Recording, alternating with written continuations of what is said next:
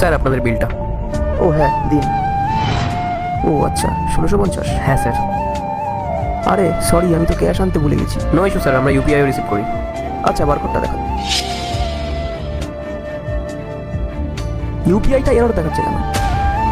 কিন্তু স্যার এই QR code দিয়ে আমি সকাল থেকেই পেমেন্ট দিচ্ছি। ঠিক আছে, আমি আরেকটা ব্যাংকের অ্যাকাউন্ট থেকে চেক করে দিচ্ছি। আরে এটা তো ইস্যু দেখাচ্ছে।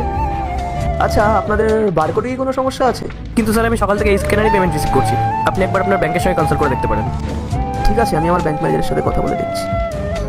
হ্যালো অঙ্কিত, আমার ব্যাংকের অ্যাকাউন্ট থেকে কোনো ট্রানজাকশন হচ্ছে না। কি? আমি তোমার ব্যাংকের সাথে 8 ইয়ার ধরে যুক্ত আছি, আর আমি তোমার ব্যাংকে 3টে ইএমআই দিতে পারিনি বলে তুমি ব্যাংকের অ্যাকাউন্ট ব্লক করে দেবে? অ্যাকচুয়ালি কি হয়েছে না, আমি আমার 3টে ইনস্টলমেন্ট না দিইনি, আর আমি মুখার্জিকে একটা চেক দিয়েছিলাম বিজনেস শুরু করছি, আর আমি ওনাকে বলেছিলাম চেকটা 1 মাস পরে ফেলতে, কিন্তু উনি 2 দিন আগেই ফেলে দিয়েছে, যার জন্য ব্যাংক চেক করে দেখে যে আমার 3টে ইনস্টলমেন্ট অলরেডি পেন্ডিং আছে। এই কারণেই আমার অ্যাকাউন্ট ব্লক করে দিয়েছে। তা তুমি পেমেন্ট কি করে করবে? এখন তো আমার পেমেন্ট করার মতন কোনো অপশন নেই। একটা কাজ করো, তুমি পেমেন্টটা করে দাও। আমি পে করে দেবো। আমি কেন বিল পে করবো? আর ডেটে তো আমরা দুজনে এসেছি, তাই না? পেমেন্ট তো ছেলেরাই করে, আমি করতে পারবো না। দেখো তুমি ভালো করে জানো যে আমার এমন কোনো স্বভাব নেই যে আমি ফ্রেন্ডসদের থেকে হেল্প চাইবো, আর তাছাড়া তুমি তোমার গার্লফ্রেন্ড। তুমি এই বিল টিল ছাড়ো, তুমি এটা বলো 3 মাস ধরে তুমি ইনস্টলমেন্ট কেন পেমেন্ট করোনি? কি এমন প্রবলেম হয়েছিল? অ্যাকচুয়ালি আমার বিয়ে করবো, তো তাই নতুন একটা বাড়ি কেনার প্ল্যানিং করছিলাম। তো আমি ভাবছিলাম বাড়িটা কেনার আগে আমার কোম্পানিটাকে একটু বড় করে নিই, তাই আমি আমার কোম্পানির জন্য 20টা এমপ্লয়িকে হায়ার করি। বাট আমার সময়টা ঠিক যাচ্ছিল না। আমি আমার সেভিংস থেকে 3 মাস ধরে ওদের স্যালারি পেমেন্ট করছি। এখন আমার কাছে কোনো অপশন নেই। এবার তুমি কি করবে? দেখো আমরা তো বিয়ে করবো, হয়তো তোমার আমার জীবনে আসার আগে আমার লাইফে কিছু একটা হয়ে যাবে, আর নয়তো আমরা দুজনে কোনো একটা জব করে নেবো। বিয়ে? তোমার মাথা ঠিক আছে তো? তোমার কি মনে হয় আমি তোমার সাথে বিয়ে করবো? তোমার সাথে বিয়ে আমি এজন্যই করতে চেয়েছিলাম, তখন আমাদের লেভেলটা ম্যাচিং ছিল।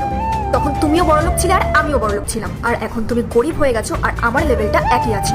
তোমার কি মনে হয় আমি তোমার সাথে বিয়ে করে নেব? আমি ডায়মন্ড রিং পরি, 4 হুইলার থেকে নামি, আর আমি তোমার জন্য জব করব?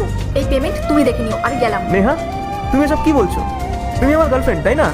আজ আমার কাছে টাকা পয়সা নেই বলে তুমি আমাকে বিয়ে করার জন্য না করে দিচ্ছ? রোহান, এই প্রেম না বলাই যায়, লাইফে পয়সা ছাড়া চলা যায় না। আর হ্যাঁ, আমি তোমাকে ছেড়ে যাচ্ছি। তুমি সত্যিই আমাকে ছেড়ে যাচ্ছ বিকজ অফ মানি? রোহান, আমি সত্যি চলে যাচ্ছি। নো ইস্যু স্যার, আমি আপনার বিল পে করে দিচ্ছি।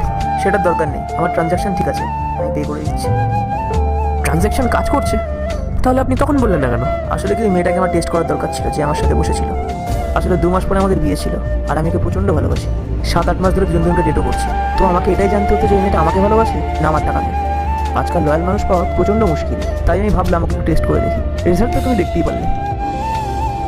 হয়ে গেছে স্যার, আপনি একদম ঠিক কাজ করেছেন স্যার। এই জেনারেশনের মানুষদেরকে টেস্ট করে নেওয়া সত্যিই খুব দরকার। আর আমি আজকে এটাও দেখে নিলাম যে টাকার জন্য মানুষ নিজের ভালোবাসাকেও ভুলে যেতে পারে। আর আপনার থেকে অনেক কিছু শিখলাম স্যার আজকে। Thank you sir.